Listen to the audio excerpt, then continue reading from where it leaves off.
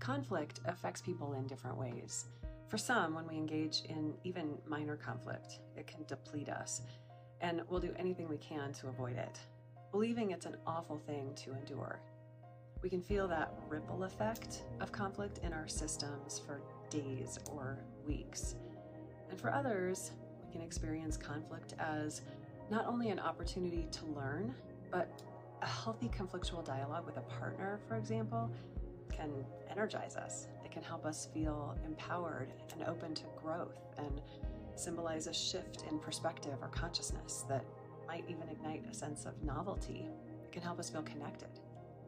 That doesn't mean that those people like conflict. They just recognize it as an aspect of relationship that is necessary for change. The thing to remember in this dynamic, though, is that our nervous systems have kind of this natural response to conflict that's kind of hardwired. And we need to remember that just because we have a certain response to conflict doesn't mean that other people, namely our partners, have that same response. I remember having an argument once with a partner and feeling really good that we'd gotten through it, that we'd had a healthy dialogue and we'd learned something, and it seemed there was a greater understanding between us.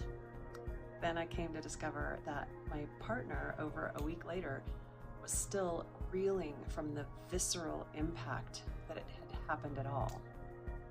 Recognizing that we have these very different responses is a necessary practice in intimacy. Reminding ourselves that our response isn't necessarily the right response and that our partners are having their own unique experience. Staying curious about that, checking in with one another about how we're feeling after conflict, and inviting one another into our unique perspectives helps us develop more of a sense of togetherness.